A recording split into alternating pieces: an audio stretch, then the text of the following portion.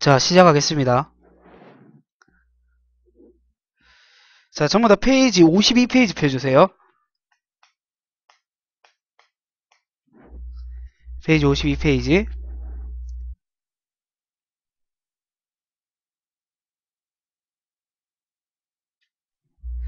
자, 염색체에 대해서 배워보도록 하겠습니다. 페이지 52페이지. 염색체 들어가 보겠습니다. 전부 다 똑바로 듣기죠, 지금? 들어왔는 인원이 왜 이리 적노?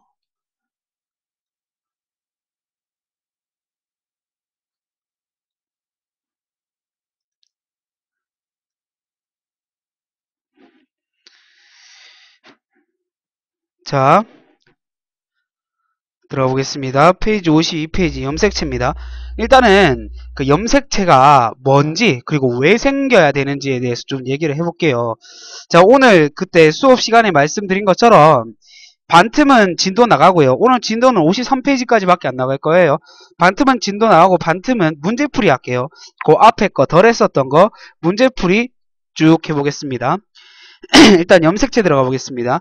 이 염색체라고 하는 것을 우리가 배우기 위해서는 세포의 구조에 대해서 잘 알고 계셔야 됩니다. 세포라고 하는 것은요, 예를 들어 이렇게 세포가 있다라고 해봅시다. 그럼 가운데 뭐가 들어있겠어요? 핵이 들어있겠죠.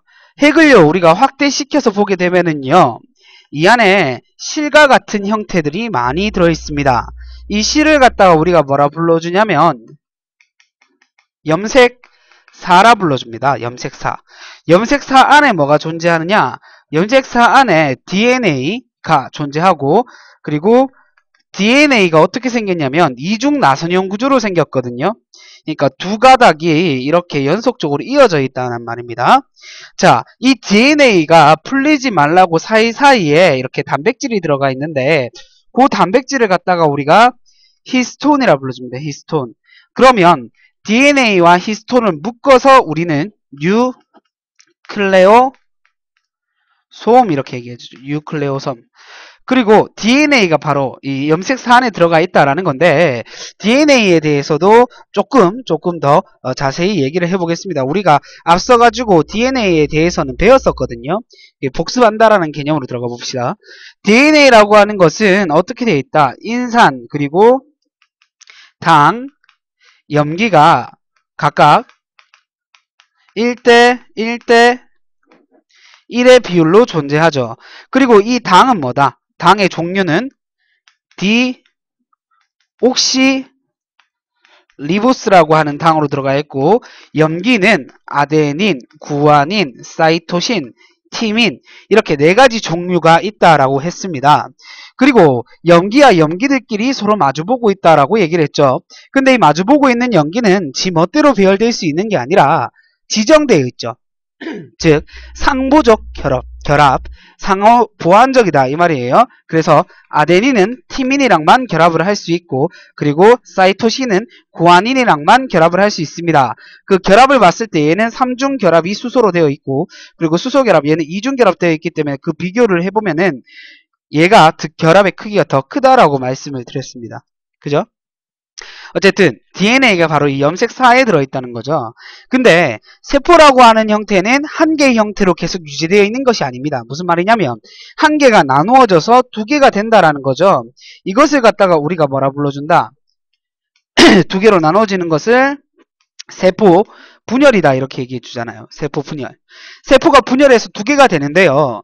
그럼 이 안에 들어있는 설계도 즉 DNA를 두 배로 복제해가지고 각각 나눠 들어가줘야 되거든요. 각각 DNA가 나눠서 들어가줘야 돼요. 그러면 여기에서 DNA가 들어가 있는 염색사를 갖다가 한 개, 한 개, 한 개, 한 개 이래 옮기면 어떻게 돼요? 귀찮잖아. 귀찮다고. 그럼 어떻게 해야 돼? 염색사를 갖다가 실을 갖다가 뭉쳐가지고 실 뭉탱이를 만들어가서 이 반틈씩 나누어 가져야 된단 말이에요. 그래서 염색사를 갖다가 응축돼서 염색사가 실 뭉탱이로 되는 것을 저희가 응축이라 불러주거든요. 응축. 자, 지우고 설명해 드릴게요.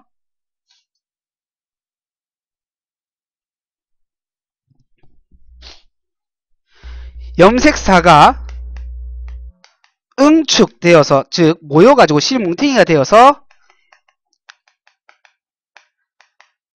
염색체라고 하는 형태가 됩니다. 염색체요. 그러면 이 염색체라고 하는 형태는요, 어떻게 생겼냐면은 뭐 이런 식으로 생겼단 말이야. 염색체라고 하는 형태가 이렇게 생겼단 말이야. 그래서 이 염색체를 갖다가 DNA 양을 2배로 복제해가지고 이렇게 염색체가 만들어졌을 때 반틈씩 나누어 갖는 거예요. 실뭉탱이를 반틈씩 뜯어가는 거죠. 그럼 여기에서 그 반틈, 염색체의 반틈을 갖다 우리가 뭐라 불러줘요? 염색체가 나누어질 때 이렇게 들어간다 그래서 염색체에다가 나눌 뿐을 써갖고 염색 분체다 이렇게 불러주잖아요. 염색 분체. 염색체가 나누어서 들어가기 때문에 우리는 이것을 일컬어 염색 분체다 이렇게 불러준다고요. 그리고 염색체라고 하는 형태는요, 지 혼자 독자적으로 존재하는 것이 아니라 2개가 항상 세트로 움직인다 그랬어요. 그래서 똑같이 생긴 애가 2개가 이렇게 2개가 세트로 존재합니다. 쭉쭉쭉쭉쭉. 그래서 이 2개 똑같이 생긴 애를 묶어서 우린 뭐라 불러줍니까? 쌍둥이 염색체다. 생긴 모양이 똑같이 생겼다. 그래서 상동 염색체 이렇게 불러주죠. 쌍둥이 염색체다. 그래서 상동 염색체 이렇게 불러줍니다. 그리고 그 염색체의 종류를 갖다가 나누어 보면은요, 남자와 여자가 공통으로 가지는 염색체가 있고 남자가 갖고 여자는 갖지 않는 염색체가 있어요. 무슨 말이냐? 사람을 기준으로 얘기해 볼게요. 사람 같은 경우에는 46개의 염색체를 가지거든요. 근데 맨 끝에 점점점 쭉 내려와가지고 상동 염색체 쭉 내려와가지고 XX를 가지느냐 XY를 가지냐에 따라서 성이 결정된다 이거죠. 그러면 나머지 염색체들은 남자든 여자든 둘 다 공통으로 가진다라는 거죠. 그 염색체를 저희가 상염색체라고 불러줍니다. 상염색체. 그리고 남자 여자가 따로 갖는 염색체를 성을 결정짓는다 그래서 성염색체라고 불러줘요. 성염색체. 그래서 XX를 가질 경우에는 여성이 되고 XY를 가질 경우에는 남성이 된다라는 것이죠. 사실 이거 고1 때 고1 때 선생님 수업할 때 다 얘기했었던 부분입니다. 분명히 기억을 하신 분들은 계속 다 기억을 하고 계실 거예요. 그죠? 자, 그럼 계속해서 좀 들어가 보겠습니다. 좀 지우고.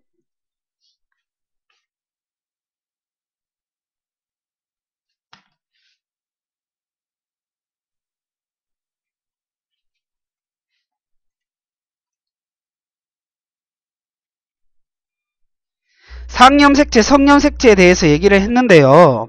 이 염색체라고 하는 형태가요. 이 뭐냐면 이 DNA가 들어갔다 그랬잖아. DNA가 사람이 어떻게 생겨라고 하는 어떤 설계도, 이 설계도가 들어가 있는 게 이 뭉텅거리로 뭉쳐져 있다고. 근데 염색체를 이렇게 나타낼게요. 복제되기 전에는 염색체가 이렇게 되거든요. 이렇게 한 줄이라고 해요. 한 줄. 그럼 이게 하나의 염색체라고 했을 때 이 부분에 들어가 있는 게 있죠. 똑같이 생긴 상동 염색체가 있다고 해봅시다. 이렇게 상동 염색체가 있는데 이 위쪽 부분은 예를 들어 사람의 코를 결정짓는다고 해봅시다. 유전 정보가 들어있는데 그 유전 정보가 사람의 코를 결정짓는 유전자가 들어가 있는 거예요. 사람의 코를 결정짓는 유전자가.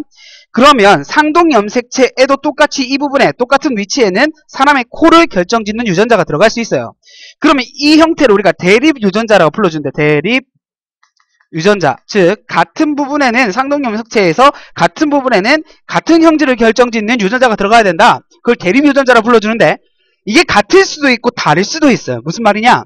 얘가 예를 들어 콧대가 높은 유전자를 가진다라고 했을 때 이 부분에는 콧대가 높은 유전자가 들어갈 수도 있고 콧대가 낮은 유전자가 들어갈 수도 있단 말입니다. 그러니까 형질이 똑같이 들어간다라는 건 아니에요. 똑같은 유전자가 들어가 있다라는 건 잘못된 표현입니다. 그래서 상동 염색체의 대립 유전자가 같은 부위에는 존재하나 그게 같은 형질을 발현할 수 있는 것은 아니다라는 것을 반드시 잘 알아두셔야 됩니다. 그리고 유전자가 복제돼 가지고 이러한 형태로 염색체가 만들어져 있다고 해봅시다. 그러면 복제됐기 때문에 이 부분, 즉 이 부분은 얘랑 얘가 어때요? 유전적 형질이 똑같은 유전자가 같은 유전자가 들어가 있다. 그럼 잘 보세요. 얘기를 좀 구분해서 해보면 같은 염색체에 같은 위상에 존재하는 애들은 무조건 같은 유전자가 들어가 있고요. 상동 염색체에서 같은 부위에 존재하는 애는 대립 유전자라고 해서 같은 형질, 같은 부위를 결정짓는 유전자가 들어갈 수는 있으나 그 유전적 형질이 똑같을 수도 있고 다를 수도 있다. 이렇게 구분해야 돼요. 구분해서 기억을 해야 된다고요. 얘는 똑같이 코를 결정짓지만 콧대가 높을 수도 있고 콧대가 낮을 수도 있는 거예요. 근데 같은 부분에 있는 같은 염색체라면 얘랑 얘는 무조건 똑같아야 돼요. 얘가 높은 콧대라면 얘도 높은 콧대를 갖는 유전자가 들어가 있어야 된다고요. 그 얘기입니다. 오케이?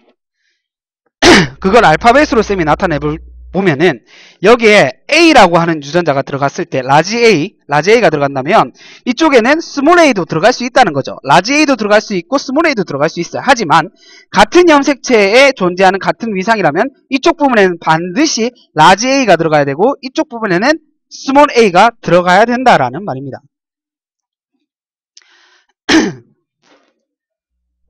그렇고요. 잠시만요. 쌤 고양이가 저기 모니터 쳐가지고 지금 모니터가 나갔거든요. 그 모니터 좀 잠깐만 볼게요.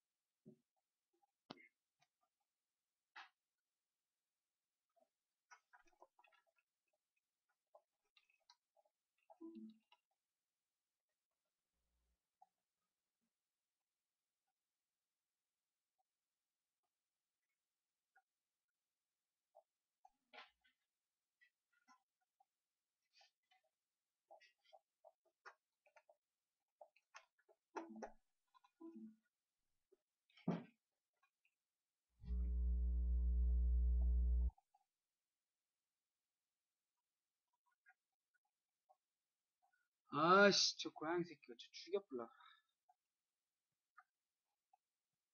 아,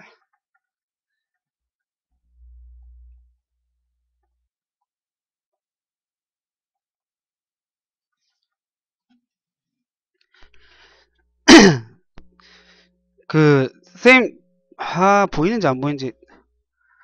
여러분 카톡으로 쌤 보이면 카톡 보내보세요. 쌤 지금 모니터가 안 나와가지고 여러분이 내가 보이는지 안 보이는지 모르거든. 저 캠도 나갔는지 몰라가지고 일단 보이면 쌤한테 카톡으로 보인다라고 얘기 좀 해주세요. 잠시만요.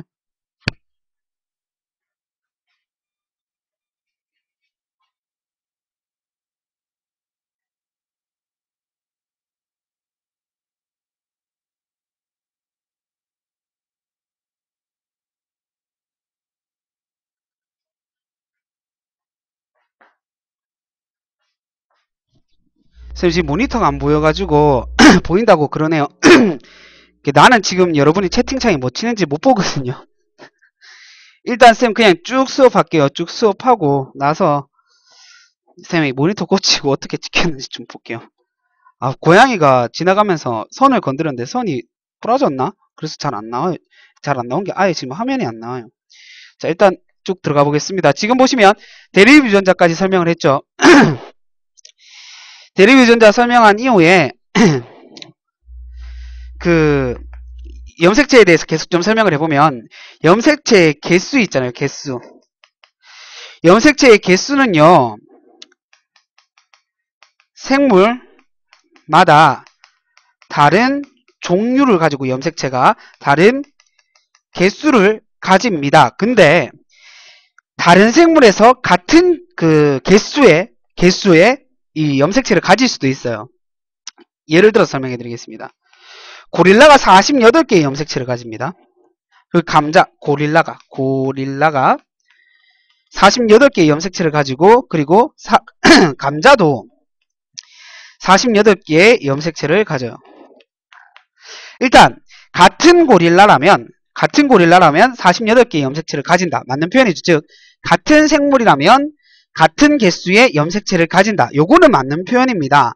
하지만 염색체의 개수가 같으면 같은 생물체다. 이렇게 얘기해버리면 틀린다고요. 오케이? 그러니까 거꾸로 들어가면 틀리는 거야. 같은 생물체라면 같은 개수의 염색체를 가집니다. 하지만 다른 염색체의 개수가 같다고 해서 그 같은 생물은 아니라는 거죠. 그리고 개의 염색체 수가 78개입니다. 무슨 말이냐면 염색체의 개수가 크다고 해서 염색체의 개수가 많다고 해서 이 우월한 그러니까 발달한 더 진화한 형태의 생물체다 이런 말은 틀렸고요. 그러면 사람은 개만도 못한 거잖아요. 사람은 46개인데. 그리고 생물체의 염색체의 개수가 많을수록 큰 생물체다도 틀렸어요. 고릴라가 개보다 훨씬 더 크잖아. 근데 48개니까. 그죠? 그 말도 틀린 말이라고요. 그거 잘 구분해서 알아주시면 되겠습니다. 다음에 핵형과 핵상 들어가 보겠습니다. 핵형. 핵형이라고 하면요. 뭐냐면은 염색체의 개수, 모양, 크기를 일컬어 핵형이라 합니다. 그러니까 염색체의 전반적인 그 구조에 대해서 핵형이라고 불러줄 수 있는 거죠. 그리고 이 다른 말로 핵상이라는 게 있는데 핵상이라고 하는 것은요. 염색체의 이 수를 얘기해 줍니다. 염색체의 수인데 어떤 수냐? 상대적 수라 그래. 상대적 수. 그래서 예를 들어 이 동그라미 안에 동그라미가 상등 염색체로 2개 있고 세모가 2개 있대요. 그러면 우리가 이거를 나타냈을 때 똑같은 형태가 2개씩 존재하니까 이 n은 이렇게 표현하는 거예요. 2개씩 존재하니까 이 n은 총 몇 개다? 4다. 이렇게 표현할 수 있는 거고요. 핵상 얼마냐? 2n은 4다. 이렇게 얘기할 수 있고요. 그 다음에 이런 형태가 있어요. 세모도 있고 동그라미도 있고 네모도 있는데 각각 한 개씩 존재하는 거야. 그러면 이거는 세트로 2개씩 존재하는 것이 아니기 때문에 n은 3이다. 이렇게 표현할 수 있죠. n은 3이다. 그 다음에 예를 들어 세모가 3개가 세트로 존재하는 거야. 그 네모도 3개가 세트로 존재하는 거야. 이럴 경우에 우리가 어떻게 표현을 하냐면은 3개가 세트가 됐기 때문에 3, n은 총 개수가 몇 개다? 6 이렇게 핵상을 나타낼 수 있다는 거죠. 염색체의 상대적인 개수를 나타낸다. 핵형이라고 하는 것은 그 수, 모양, 크기, 그 염색체의 전반적인 구조에 대해서 이야기를 하는 거다. 이렇게 알아주시면 되고요. 아까 전에도 말씀드렸다시피 사람의 염색체는 어떻게 된다? 2n은 46이다. 즉 몇 종류의 염색체가 있다? 23개의 종류의 염색체가 있다. 이렇게 봐주시면 됩니다. 그 좀 남자 같은 경우에 좀 특별하죠. 여자 같은 경우에는 상등 염색체로 전부 다 23쌍씩 존재하나 남자 같은 경우에는 이게 책마다 좀 다르게 표기해 주는데 22쌍에다가 X, Y는 상동이 아니기 때문에 X, Y 이렇게 따로 표기해 줘야 된다라고 이제 표현해 주는 책도 존재합니다. 이것도 좀 알아주십시오. 그래서 페이지 53페이지까지 봤죠. 그러면 앞으로 넘어와가지고 문제풀이 좀 할게요. 문제풀이 좀 할게요. 네, 쌤 한 3분만 줘볼래? 3분. 네, 모니터 금방 한번 고쳐볼게.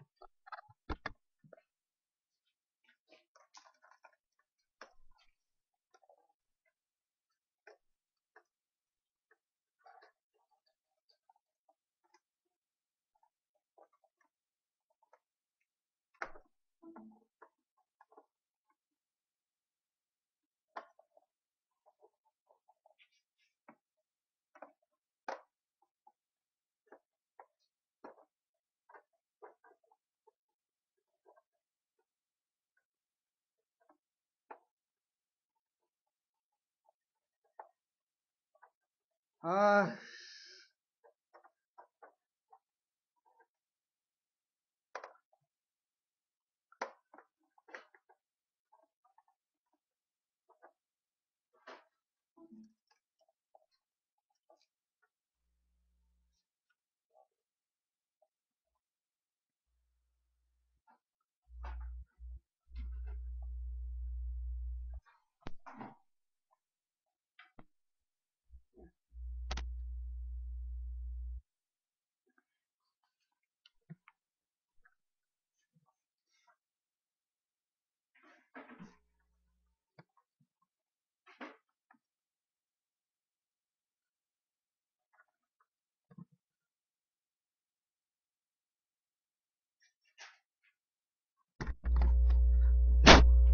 고치겠네요.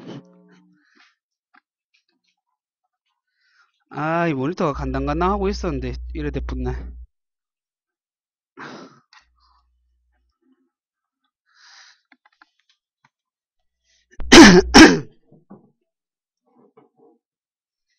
그 문제 좀 풀어보겠습니다. 페이지 23페이지 펴주세요. 아, 아니다. 페이지 16페이지 펴주세요. 16페이지.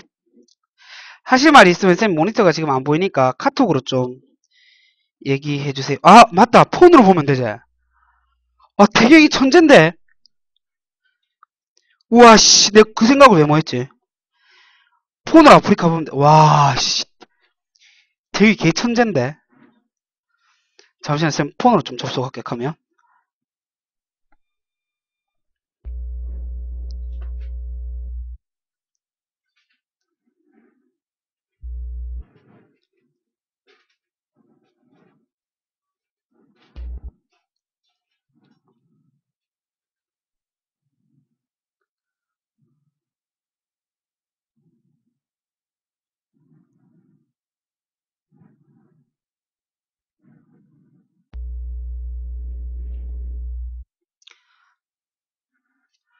아, 보인다. 아, 보여.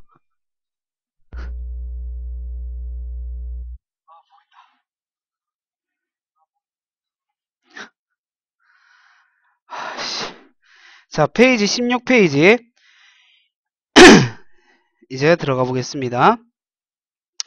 16페이지 그거 있잖아요.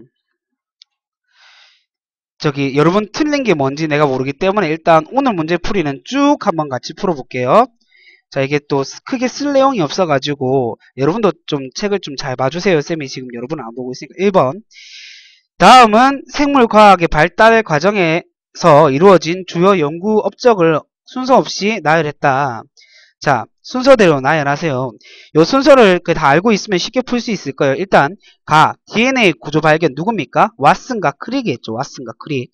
그리고 멘델의 유전의 법칙. 그 다음에 사람의 유전체 분석이라고 하는 건 현대에 들어와가지고 DNA 염기 서열이 이제 밝혀졌다. 염기 서열로 인해서 어떤 정보가 밝혀졌다. 염기 서열에 대한 정보를 우리가 밝혀냈다라는 의미거든요. 혈액순환의 원리를 발견. 이거 합의가 있습니다. 그래서 순서대로 배치했을 때 가, 다. 5번이 정답이 되겠죠. 그 다음에 2번. 과학자와 그 업적에 대한 설명을 옳지 않은 거. 3번 보세요. 왓슨과 크릭은 사람의 유전체를 분석했다. 왓슨과 크릭은 뭐 했습니까? DNA 구조를 발견했어요. 유전체를 분석했는 게 아니라 그건 현대에 들어와서 이루어진 거고요. 그 다음에 3번. 다음은 연역적 탐구 그 과정을 순서대로 나열한 것이다. 이에 대한 설명으로 옳은 것만을 보기 수 있는 대로 고른 것은 자, 기억. 일단 봅시다. 가는 뭐가 들어가야 되냐면 가설 설정 들어갑니다. 가설 설정. 그 다음에 나는 뭐 들어가야 돼요? 탐구 설계 및 해석 들어가야 되겠죠. 탐구 설계 및 해석. 그럼 기억. 가는 문제에 대한 잠정적인 답을 제시하는 과정이다. 이게 뭐예요? 가설 설정이잖아요. 그죠? 그래서 기억 맞고요. 니은 기납적 탐구 과정에도 가를 거친다. 기납적 탐구 방법에는 없어요. 연역적 탐구 방법에만 존재하는 게 가설 설정입니다. 니은 틀렸습니다. 디귿 나에서는 독립 변인을 모두 일정하게 유지해야 된다 그랬습니다. 자, 나에서 독립 변인을 모두 일정하게 유지해야 됩니까? 아니죠. 독립 변인이라고 하는 건 크게 두 가지가 존재합니다. 통제 변인이란 것과 조작 변인. 통제 변인은 일정하게 유지를 해야 될 것들이에요. 근데 조작 변인은 우리가 인위적으로 변화를 줘서 결과값을 봐야 될 애들이죠. 그러니까 조작 변인 같은 경우 우리가 변화를 줘야 되기 때문에 일정하게 유지를 해야 된다라는 말이 틀린 거예요. 그래서 1번이 정답이 되겠고요. 그 다음에 4번 보겠습니다. 콩의 생장에 영향을 미치는 요인에 대해서 알아보기 위해서 표와 같이 처리한 콩의 생장 상태를 관찰하였다 그랬습니다. 자, 그러면 온도가 콩의 생장에 미치는 영향을 알아보기 위해 비교해야 될 그 종이컵을 있는 대로 고르세요 그랬습니다. 일단 이 온도가 영향을 미치기 때문에 다른 애들은 통제 변인으로 모두 다 똑같아야 돼요. 조작 변인인 이 온도만 달라져야 된단 말이에요. 그러면 온도가 다른 게 일단 A밖에 없죠. 그러면 A랑 나머지 조건이 다 똑같은 게 C죠. 그래서 정답이 1번이 되겠습니다. 자, 그 다음에 5번. 다음은 천인조 수컷의 꼬리는 왜 암컷에 비해 훨씬 길까라는 의문을 가지고 실시한 탐구 과정이다. 이에 대한 설명으로 옳은 것만을 보기 있는 대로 고른 것은 그랬습니다. 자, 수컷 천인조를 각각 같은 수의 4집단으로 나누어서 표와 같이 정리를 했다. 집단 A, B, C 있고 A는 자연 상태, B는 꼬리 자른 거, 그 다음에 C는 집단 B에서 잘라낸 꼬리를 덧붙여서 꼬리를 더 길게 만들어준 거, 그 다음에 D는 꼬리를 자른 후에 다시 접착제를 붙인 거. 그랬을 때 수컷들은 암컷이 있는 곳에 풀어주면 어떤 수컷 집단의 암컷이 더 많이 선택되는지 살펴보니까 제일 많은 게 C고 그 다음에 A, 그 다음에 A랑 D는 비슷하고 그 다음에 집단 B 순서였어요. 암컷 천인조는 어떤 결과가 나옵니까? 배우자로 꼬리가 긴 수컷을 선호한다라는 결론이 나왔죠. 그럼 이에 대한 설명으로 옳은 거 기억. 이 탐구의 가설은 암컷 천인조는 배우자로 꼬리가 긴 수컷을 선호할 것이다 라는 가설을 정확하게 맞는 표현입니다. 니은. 조작 변이는 수컷의 꼬리죠. 꼬리 길이를 다르게 해줬죠. 그래서 니은도 맞는 표현입니다. 디귿. 암컷에 의해 선택된 수컷의 수는 통제 변인이다. 암컷에 의해 선택된 수컷의 수는 종속 변인이죠. 종속 변인은 뭐예요? 결과값이잖아요. 그래서 디귿은 틀렸습니다. 4번이 정답이 되겠습니다. 6번. 다음은 세균 A가 우유를 상하게 하는지 알아보기 위해 영희가 실시한 탐구 과정을 순서 없이 나열한 것이다. 그랬습니다. 멸균된, 그러니까 균을 다 없앤 신선한 우유 기역 니은을 준비했어요. 기역에는 세균을 집어넣고 그 다음에 기역 니은의 온도를 일정하게 유지해줬습니다. 세균 A가 우유를 상하게 할 것이라고 생각을 했다. 이게 뭐예요? 가설 설정이잖아요. 그죠? 그 다음에 실험 결과 우유 기역은 상했고 세균 A가 많이 발견되었지만 우유 니은은 아무런 변화가 없었다. 세균 A가 우유를 상하게 한다. 자, 옳지 않은 거 한번 볼게요. 4번에 우유 기역은 대조군, 우유 니은은 실험군이라고 그랬는데 세균을 집어넣은 게 실험군이 됩니다. 세균을 집어넣지 않은 건 대조군이고요. 거꾸로 표현을 했죠. 그래서 4번이 틀렸습니다. 자, 7번. 다음은 영희가 불고기를 만들 때 배즙을 넣으면 고기가 왜 연해질까라는 의문을 가지고 실시한 탐구 과정이다. 가설. 배즙에는 분명히 단백질을 분해하는 성분이 들어있을 것이다. 이렇게 했어요. 이 탐구 설계 수행을 실험관에 배즙과 달걀 흰자를 넣어서 온도가 27도로 맞추어진 항원기에 넣어 두었다가 일정 시간이 지난 후에 아미노산 검출 반응을 실시했다. 실험 결과 시험관에서 아미노산이 검출되었다. 즉 분해됐다라는 거죠. 단백질이. 결론. 배즙에는 단백질을 분해하는 성분이 들어있다. 이 실험 결과의 타당성을 인정받기 위해서 보완해야 하는 내용은 뭐가 없어요 지금? 실험군은 분명히 집어넣었는데 대조군이 없잖아요. 즉 비교할 애가 없다 이 말이에요. 그럼 대조군에 대한 내용이 3번이죠. 달걀 흰자 같은 실험관에 배즙을 넣지 않았을 때 아미노산이 검출되는지 관찰하는 실험을 추가한다. 대조군을 집어넣는다 이 말입니다. 3번이 정답이 되겠고요. 그 다음에 8번 보겠습니다. 8번 보시면은요. 다음은 어떤 사람이 각기병에 대해 탐구한 과정을 순서 없이 나열한 것이다. 자, 여러분 이렇게 연역적 탐구 방법에서 제일 잘 나온 예시가요. 이 각기병입니다. 각기병. 이 각기병에 대한 내용이 제일 잘 나오고 그 다음에 페니실린에 대한 내용이 이 푸른색 곰팡이죠. 푸른색 곰팡이 주변의 세균 충식. 지금 8번, 9번으로 나와 있는 것. 요 두 개가 잘 나오고 한 개 더 추가하자면 어떤 게 또 나오냐면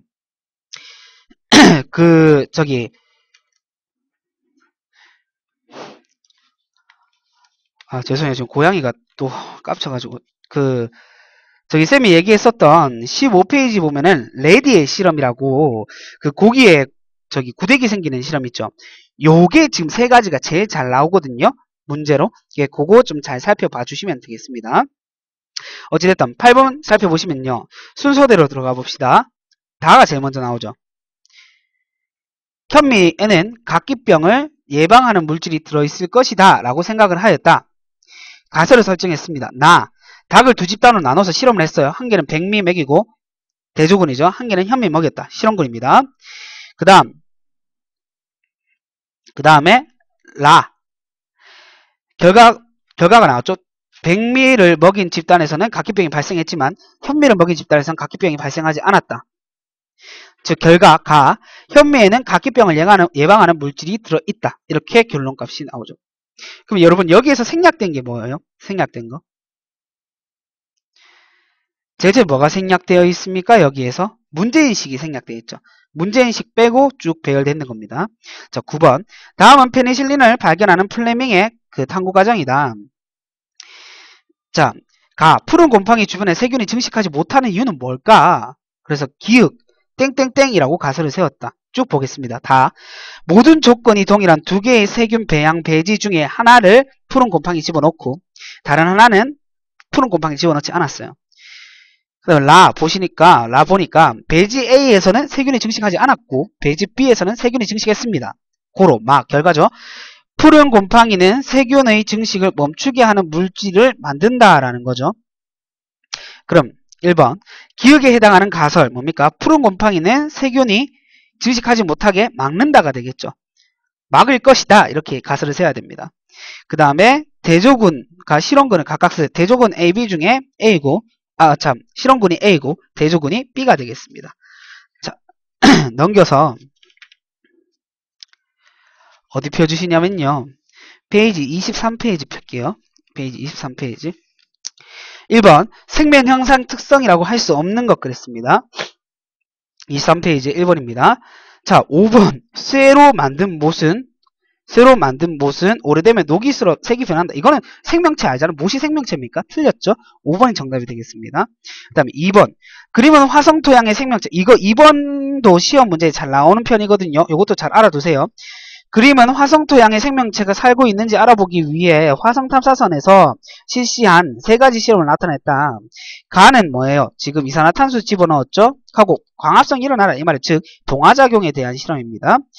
뭐예요? 지금 탄소가 포함된 영양소 집어넣었죠. 즉 세포 호흡이 일어나라는 겁니다. 즉 이화작용에 대한 이 실험이 되겠습니다.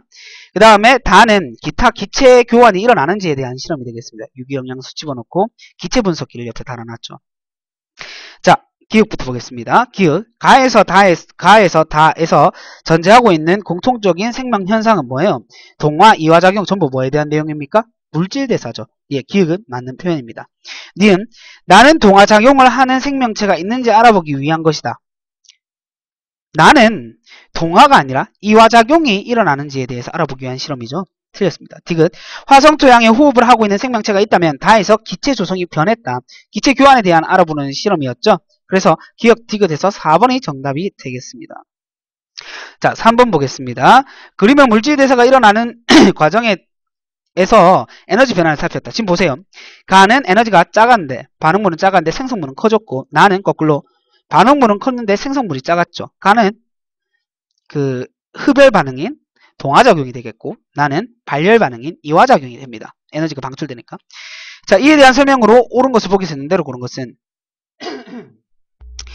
자, 기역 가에서는 에너지를 흡수한다. 맞죠? 에너지를 흡수해서 생성물의 에너지가 더 커졌죠. 기역 맞고요. 니은 가는 동화, 나는 이화다. 예, 정확하게 맞는 표현입니다. 디귿 세포호흡은 가, 광합성은 나에 해당한다. 거꾸로 얘기했죠. 세포호흡 같은 경우에는 이화작용이고 광합성은 동화작용이잖아요. 자, 그래서 정답이 4번입니다. 자, 그 다음에 4번 보겠습니다. 생명현상의 특성과 관련된 예가 옳게 짝지어진 것만으로 있는 대로 고른 것은 기역, 생식은 효모는 출합법으로 번식한다. 맞죠? 생물의 번식이잖아요. 이 출합법이라고 한다면 무성생식에 대한 예가 되겠습니다. 생식 중에 무성생식이요. 자, 니은 발생과 생장 질소가 부족한 토양에 사는 파리지옥은 벌레를 잡아먹고 살아간다. 이거 뭐예요? 환경에 대한 적응이죠.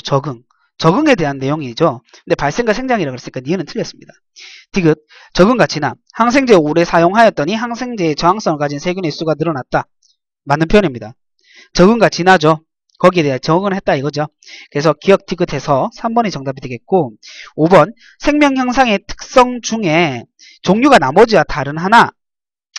자, 결과만 던질게요. 1번부터 4번 지금 보세요. 1번은 땀 분비, 2번 오줌량 땀 분비고 또 3번은 모세혈관 혈류량, 4번은 식후의 혈당량. 이거 전부 다 뭔데요? 항상성 유지에 대한 내용이거든요.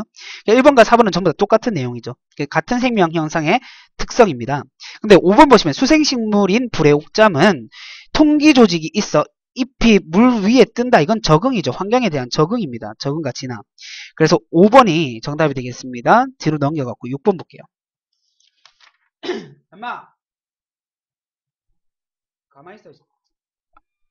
이제는 방송 끝나고 보자. 자, 6번 보겠습니다. 다음은 벌레를 잡아먹는 파리지옥에 대한 설명이다. 파리지옥 아까 전에 뭐라 그랬습니까? 파리지옥 아까 전에서는 쌤이 적응과 진화인데 여기서는 달라요. 왜냐면 보세요. 파리지옥 잎에 강강모가 있어서 곤충이 강강모에 닿으면 잎이 갑자기 닫힌대. 자극을 주면 닫히는 반응을 보인 거죠. 자극과 반응에 대한 내용입니다. 그럼 여기에 자극과 반응을 찾아주시면 되겠죠? 4번 보세요. 눈에 손전등을 비추면 동공의 크기가 작아진다. 이거 자극을 주면 거기에 대해 반응을 했는 거죠. 4번이 정답이 되겠습니다. 7번 볼게요. 다음은 효모를 이용한 실험이다. 병 A에는 증류수와 효모를, 병 B에는 포도당 수용액과 효모를 넣고 그림과 같이 장치를 했다. 2시간 지난 이후에 온도를 측정한 결과 병 A보다 병 B가 온도가 더 높았고 병 B와 연결된 석회수만 부역해서 이산화탄소 만들어졌다. 즉 세포호흡이 일어났다 이거거든요. 이 실험 결과가 나타내는 생명 형성의 특성과 가장 유사한 예. 이거 지금 뭔데요? 물질대사 얘기하는 거죠. 물질대사. 그러니까 물질대사 찾아주시면 되잖아요. 물질대사 찾으면 3번이죠. 빛에너지를 이용한 강합성. 자, 그 다음에 8번 보겠습니다. 남미 대륙에 살던 핀치새가 19개, 19개의 섬으로 이루어진 갈라파고스 군도로 이주하게 되어서 살게 된 후에 격리된 새들이 각 섬의 먹이 종류와 종류에 따라 부리의 크기가 다르게 변했다. 모양이 또 다르게 여러 종으로 분화했다. 지금은 각 섬마다 환경이 다른데요. 각 섬에 맞게끔 이 생체가 적응해서 변화했고 그대로 진화했다라는 내용이거든요. 정답이 3번이 되는 거죠. 9번 보겠습니다. 그림은 생명 현상의 특성 중에 일부 개체 유지 현상과 종족 유지 현상으로 구분하여서 나타낸 것이다. 자, 가와 나로 나눠놨는데 물질 대사, 자극에 대한 반응, 항상성 유지. 이거 뭡니까? 하나의 개체의 생명을 유지시켜주기 위해서 일어나는 거죠. 그러면 이건 개체 유지입니다. 근데 오른쪽에 나 같은 경우에 생식 그리고 적응과 진화, 내 밑에 있는 자손들이 그 종족을 유지시켜주기 위해서 일어나는 것이라고 얘기할 수 있겠죠. 그래서 나는 종족 유지가 되겠습니다. 그러면 기억, 가는 개체 유지 현상이다. 맞죠? 니은, 초파리가 식초에 냄새가 나는 쪽으로 모여드는 것은 나에 해당하는 생명 현상의 특징이다. 아닙니다. 가에 해당하는 개체 유지요. 개체 유지. 나가 아니로 가입니다. 자, 디귿, 유전은 가, 생장은 나. 예, 정확하게 거꾸로 해놨습니다. 그래서 정답이 1번이 되겠네요. 자, 10번. 바이러스의 생물적 특성에 대해 해당하는 것은 그랬습니다. 바이러스의 생물적 특성은요. 얘도 유전 물질을 가지고 유전 현상이 일어난다라는 내용입니다. 4번이 정답이 되겠죠. 막으로 쌓여있는 구조가 없다. 생물적인 특징이 아니다. 라는 거고 나머지는 전부 다 생물적인 특징이 아니다. 라는 내용입니다. 근데 4번은 생명체적인 특성을 이런 부분은 가진다라는 거죠. 하지만 나머지 부분이 가지지 않으니까 바이러스는 생물체가 아니다. 이렇게 결론을 낼 수 있다고요. 자, 11번 보겠습니다. 11번 보시면 다음은 담배 잎에 담배 모양 죄송합니다. 다음은 담배 잎에 담배 모자이크 병을 일으키는 이 담배 모자이크 바이러스 TMV에 대한 알아보기 위한 실험이다. 자, 담배 모자이크 병에 걸린 담배 잎을 갈아서 세균 여과기로 걸렀어요. 그럼 세균이라면 다 걸러져야 되는데 바이러스니까 안 걸러졌겠죠. 그래서 나 보시면 세균 여과기를 통과한 여과액을 건강한 담배 잎에 발라줬더니 담배 잎에서 담배 모자이크 병이 나타났다. 왜? 바이러스가 여과기를 통과했다라는 거죠. 그 정도로 세균보다 크기가 작다라는 겁니다. 여과액으로부터 TMV를 분리해서 농축을 해서 결정을 얻는다. 그리고 TMV의 결정 1 마이크로그램을 물에 녹여서 건강한 담배 잎에 바른 다음 며칠 후에 다시 잎에서 TMV를 추출하였더니 그 양이 몇 배가 더 커졌다. 즉 숙주세포 안에 들어가서 그 번식을 할 수 있다라는 거죠. 자, 기억 세균보다 크기가 작다. 예, 여과기에 걸러지지 않았죠. 기억은 맞습니다. 니은 살아있는 세포 내에서 증식한다. 라에 대한 내용이죠. 맞습니다. 디귿 생명체 밖에서도 세포의 구조를 그대로 유지한다. 자, 다에 보시면 농축에서 결정을 얻었다 그랬죠. 세포의 형태가 아니라 결정의 형태죠. 틀렸습니다. 3번이 정답이 되겠습니다. 자, 12번 그린 가는 대장균, 나는 정자, 다는 인플루엔자 바이러스를 나타낸 것이다. 자, 이에 대한 설명으로 옳은 것만을 보기 위해서 있는 대로 그런 것은 기억 가와 나는 유전 물질을 가지고 있다. 가, 나, 다 전부 다 가지고 있어요. 예, 기억 맞습니다. 니은 가와 다는 독립적으로 물질 대사한다. 가는 세균이죠. 물질 대사합니다. 생명체니까. 근데 다는 바이러스죠. 생명체가 아니기 때문에 독립적인 물질 대사를 할 수 없고 숙주세포 안에 들어가야지만 물질 대사를 할 수 있죠. 니은 틀렸습니다. 디귿 나와 다는 분열을 통해 증식을 한다. 나와 다는 분열을 통해 증식을 한다. 나는 분열을 통해서 증식을 하는 게 맞죠. 세포 분열을 해가지고 만들어졌습니다. 하지만 다는 이 분열이라고 하는 것도 역시나 이 모체에 들어가고 할 수 있고 이게 독자적으로는 할 수가 없습니다. 그래서 디귿도 틀렸고 정답은 1번이 되겠습니다. 13번 보겠습니다. 다음은 단세포 생물인 집신벌레에 대한 설명이다. 자, 집신벌레는 수축포를 이용하여서 체내로 유입된 물을 밖으로 내보낸다. 그리프는 집신벌레를 여러가지 농도의 소금물에 일정한 시간 동안 담궈놨을 때 각각 넣었을 때 이 수축포의 수축 횟수를 측정했다. 농도가 진해질수록 수축포의 수축 횟수가 적다. 즉 물을 밖으로 안 뺐다는 거거든요.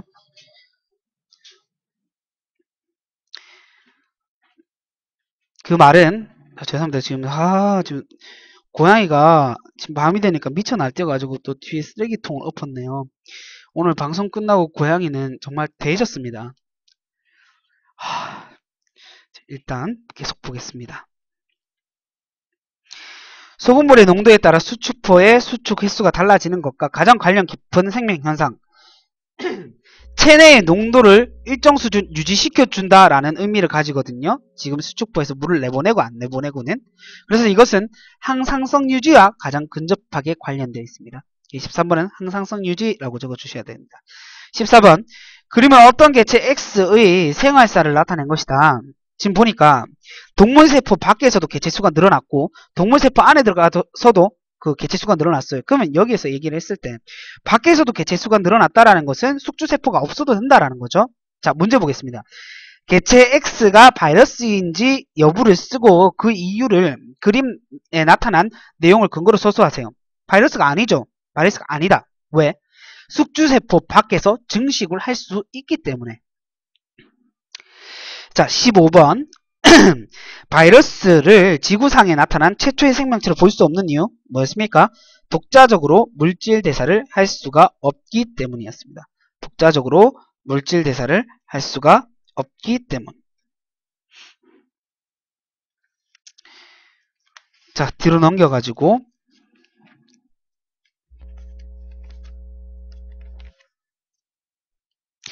쌤 이렇게 쭉 다 풀어줬는데요. 분명 방송을 해갖고 이 부분 잘 이해 안 돼요. 이런 거 내한테 얘기 못했는 사람 있을 거거든요. 그런 사람들은 그 체크해놨다가요. 저희 이번 주 주말 강의할 때 가지고 오시면 쌤이 또 자세히 설명을 좀 해드리겠습니다. 오늘 방송을 풀이하기 때문에 그런 단점이 있거든요. 자세히 풀이를 좀 설명을 해드릴 테니까 주말에 체크해서 가지고 오세요.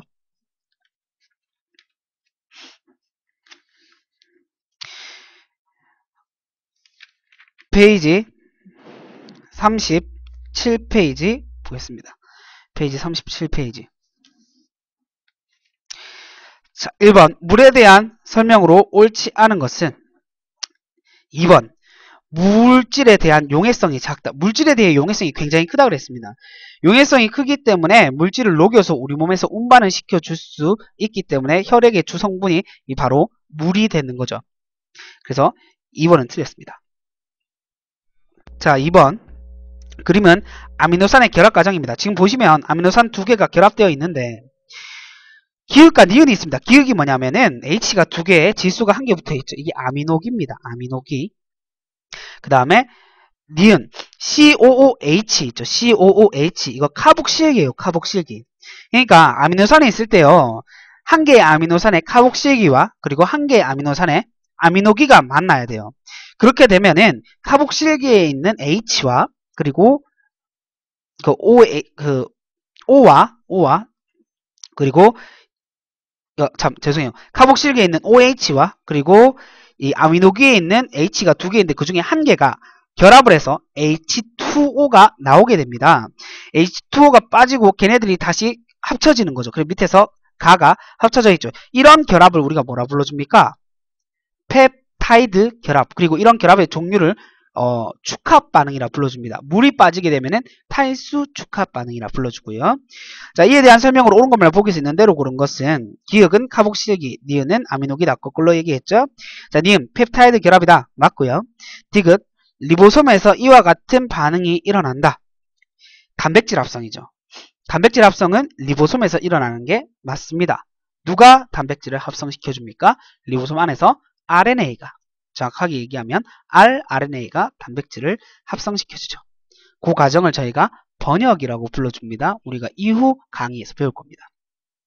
자, 그 다음에 3번 보겠습니다. 지질에 대한 설명으로 옳지 않은 것은 그랬습니다. 옳지 않은 거.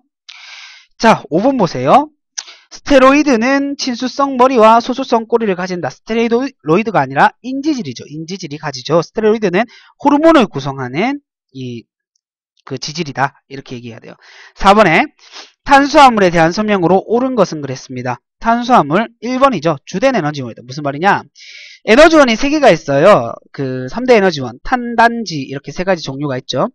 거기에서 가장 먼저 사용하는 게 뭐다? 탄수화물이다. 그래서 어떠한 특징을 가진다? 우리 몸에서 존재 비율이 가장 낮다. 왜? 제일 먼저 에너지원으로 탄수화물을 쓰니까. 자, 그 다음에 그래서 1번이 정답이 되고요. 됐고 그 다음 5번 보겠습니다. 다음은 생명체를 구성하는 물질인 가에서 다에 대한 설명이다. 자, 가, 식물세포를 둘러싼 세포벽의 주성분. 이거 뭐예요? 셀룰로스입니다. 셀룰로스. 그 다음에 부신 거칠 호르몬. 호르몬을 주성분. 호르몬을 이루고 있는 지질 뭐였습니까? 당연히 스테로이드죠. 스테로이드. 그 다음에 동물의 간과 근육세포에 저장되어 있는 다당류다. 글리코젠입니다. 인슐린이 나와가지고, 그죠?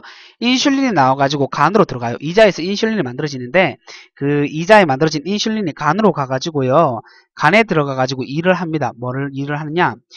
혈액 속에 이 포도당이 많아져가지고 혈당량이 올라갔을 때 그 포도당을 글리코젠이라고 하는 형태로 간에다가 저장을 시켜 놓습니다. 포도당이 합체해서 만들어졌으니까 다당류가 되겠죠. 단당류가 합쳐졌으니까 글리코젠이 정답이 되겠습니다. 그래서 정답이 2번이네요. 뒤로 넘겨볼게요. 자, 6번 DNA에 대한 설명으로 옳은 것만을 보기 위해서 있는 대로 고른 것은 그랬습니다. 자, 기억 단위체는 뉴클레오솜이다. 여러분 DNA, RNA 이런 핵산의 어떤 최소 단위는 뭐예요? 뉴클레오솜이 아니라 뉴클레오타이드죠. 뉴클레오솜은 뭡니까? 아까 전에 말씀드린 DNA와 그리고 히스톤 단백질의 한 묶음 그것을 합쳐서 뉴클레오솜이라 불러줍니다. 니은 유전자의 본체로 단일 가닥으로 되어 있다. 단일 가닥이 아니라 DNA는 이중 나선형 구조를 가집니다. 이중 나선형 구조. 그래서 기억 니은 틀렸고요. 인산당 연기 1대1대1 맞죠? 디귿이 맞습니다. 3번입니다. 7번 그림은 두 종류의 핵산을 나타냈다. 가 뭐예요? 이중 나선연이니까 얘는 DNA고요. 나 같은 경우에는 뭐예요? 이게 단일 가닥이니까 RNA죠. 자, 옳은 것은 그랬습니다. 4번 보세요. 나는 단백질 합성에 관여를 한다. RNA가 단백질을 합성시켜주죠. 예, 맞습니다. 4번이 맞고요. 틀린 것 좀 보겠습니다. 자, 1번 가는 RNA, DNA 거꾸로 얘기해놨죠. 그 다음에 2번 가는 당으로 리보스가 아니라 디옥시리보스를 가지죠. 3번에 나는 핵 속에 들어있지 않다. 나는 핵 속에 들어있지 않다. DNA가 핵 속에 있잖아요. 근데 RNA가 정보를 캐내려면 DNA에 가서 유전 정보를 캐내려면 mRNA가 핵공을 통해서 들어가줘야 돼요. 그래서 3번도 틀렸습니다. 그 다음에 5번 가나에 공통으로 들어가 있는 염기는 아데닌, 사이토신, 그리고 아데닌, 사이토신은 맞는데 티민에 틀렸죠. 티민은 DNA만 가지죠. RNA는 우라시를 가지고 구아닌이라고 적어줘야 됩니다. 티민 대신에 구아닌. G죠, G. 8번 무기염료에 대한 설명으로 옳지 않은 거. 자, 옳지 않은 거 한번 볼게요. 1번입니다. 우리 몸에 들어와갖고 에너지를 낼 수 있는 건 3개밖에 없어요. 탄단지. 무기염료는 에너지원으로 사용되지 않습니다. 1번이 정답이 되겠습니다. 9번 그림은 사람의 간을 구성하는 물질의 비율을 나타낸 것이다. 물질 A에서 C는 각각 단백질, 탄수화물, 물 중에 한 개다. 제일 많은 게 당연히 뭐예요? 물이죠, 물. B가 단백질입니다. 두 번째로 많은 거. 그리고 제일 작은 C가 탄수화물이 돼야 되겠죠. 탄수화물. 존재 비율이 작다 그랬습니다. 주된 에너지원이기 때문에. 그래서 A에서 C에 대한 설명으로 옳은 것만 보기 있는 대로 그런 것은 하면은 기억. A는 물질의 운반작용을 한다. 물의 대표적인 특성입니다. 왜 운반을 해줘요? 용해성이 크기 때문에. 물질을 잘 녹이기 때문에. 그 다음에 니은 B는 효소 호르몬 항체의 주성분이다. 효소 호르몬 항체 뭔데요? 단백질로 만들어져 있습니다. 맞는 표현입니다. 디귿 C의 기본 단위는 단당류다. 맞죠? 탄수화물의 기본 단위는 단당류죠. 자, 5번이 정답이 되겠습니다. 다 맞네요. 10번. 자, 그림은 동물세포의 구조를 나타냈다. 이에 대한 설명으로 옳지 않은 것만 볼게요. 자, D가 뭐예요? 동물세포는 세포벽이 없기 때문에 세포막에 해당하겠죠? 세포막이 이중막 구조다. 자, 인지질이 이중층이라 그래가지고 그게 이중막이라고 헷갈릴 수 있는데 인지질이 이중층 한 개가 그냥 세포막이에요. 세포막은 한 개입니다. 그래서 이중막이라고 표현은 틀렸어요. 이게 4번이 정답이 되는 겁니다. 11번 볼게요. 11번. 자, 그림가는 어떤 생물의 세포 구조를 나는 물질 대사 과정에서 에너지 변화를 관찰했는 것이다. 변화를 나타내는 것이다. 자, 지금 보시면은요. 반응물보다 생성물의 에너지가 많다. 즉, 동화작용이 일어났다. 동화작용이 일어나기 위해서는 어디에서 동화작용이 일어납니까? 식물세포에서 엽록체죠. 엽록체에서 광합성이라고 하는 동화작용이 일어납니다. 자, 옳지 않은 거 5번인데요. C에서 나와 같은 작용, C가 뭐냐면 미토콘드리아죠. 미토콘드리아. 미토콘드리아는 이화작용이 일어나는 곳입니다. 이화작용. 거꾸로죠. 그래서 5번이 틀렸습니다. 자, 12번. 그림 세포의 일부를 나타내는 것이다. 자, 지금 보시면 저 보라색 전체가 핵입니다. 핵. 그죠? 그리고 C 저거 뭐예요? C. B는 핵 안에 있는 인을 얘기하고요. 인을 얘기하고 그 A 같은 경우에는 그 안에 들어있는 염색사 정도를 얘기할 거예요. 그 다음에 C 같은 경우에는 소포체를 얘기하죠. 둘러싸고 있는 소포체. 자, 보겠습니다. 기억. A에는 DNA와 단백질이 들어있다. A는 DNA와 히스톤 단백질이 들어있죠. 그죠? 염색사 안에 들어있다 그랬습니다. 기억 맞고요. 니은 B는 막으로 둘러싸. 자, 인이에요. 그냥 인이에요. 막 같은 거 없어요. 그리고 그냥 핵 전체가 막으로 둘러싸인데 핵은 이중막을 가집니다. 이중막을. 자, 그 다음에 그러니까 니은 틀렸고요. 그 다음에 디귿 C는 소포체라고 그랬죠. 디귿 맞습니다. 리을 핵공을 통해서 핵과 그 세포질 사이에서 물질이 이동한다. 예. 핵의 작은 구멍인 핵공을 통해서 물질이 이동하는 거 맞습니다. 해서 기억, 디귿, 리을 5번이 정답이 되겠습니다. 자, 요 페이지까지만 풀게요. 13번. 다음 세포 소기관들의 공통점으로 옳은 것만을 보기 위해서 있는 대로 고른 것은 그랬습니다. 자, 핵, 미토콘드리아, 엽록체 이렇게 있어요. 자, 기억. DNA가 들어가 있다. 핵, 미토콘드리아, 엽록체 전부 다 독자적인 DNA를 가집니다. 니은 이중막으로 쌓여져 있다. 핵, 미토콘드리아, 엽록체 전부 다 이중막입니다. 디귿 동물세포에서 관찰이 된다. 엽록체는 동물세포에서는 관찰이 될 수 없습니다. 해서 정답이 4번입니다. 14번 다음은 단백질이 합성되어서 세포 밖으로 분비되는 과정에 대해서 설명해 있는 것이다. 가에서 만들어지는 단백질은 나를 통해서 이동한 후에 달을 거쳐서 세포 밖으로 분비된다. 자, 정확하게 집어넣어서 얘기해 볼게요. 리보솜에서 만들어진 단백질은 소포체를 통해 이동한 후에 골지체를 거쳐서 세포 밖으로 분비된다. 이렇게 얘기해야 되죠. 3번이 정답이 되겠습니다. 15번 오른쪽 그림은 세포막의 구조를 나타낸 것이다. 이에 대한 설명으로 오는 것만을 보기에서 있는 대로 고른 것은 기억 A는 지수성 머리와 소수성 꼬리를 가진다. 맞죠? 인지젤입니다. 니은 B는 세포막에 고정되어 있어서 이동하지 않는다. 그 세포막을 유동 모자이크 구조라 불러줍니다. 유동 이슬유 그리고 동 할 때는 이동이에요. 이동.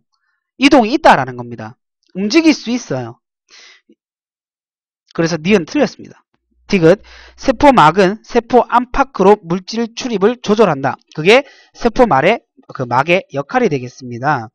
자, 오늘 일단 여기까지 하고요. 그 문제 뒤에 거요. 대단한 마무리 문제 하고 쭉 다 풀어오시고요. 그래서 페이지 48페이지까지 다 푸시고요. 그 다음에 54, 55페이지까지 풀고 57페이지까지 풀어오는 거 숙제로 낼게요. 오늘 숙제 조금 많습니다. 죄송해요. 57페이지까지 풀어오세요. 우리 거의 문제 다 따라잡았습니다. 그죠? 자, 아까 전에 말씀드렸다시피 모르는 거 있죠. 오늘 문제 풀이했는데 쌤 너무 빨리 해가지고 혹은 내가 모르는 부분은 설명을 안 해줬어요. 그런 부분은 전부 다 체크해가지고요. 주말 강의 때 가지고 오세요. 그럼 쌤이 다 따로 봐드릴게요. 알겠지? 자, 그럼 오늘 강의 여기까지 하도록 하겠습니다. 수고하셨습니다.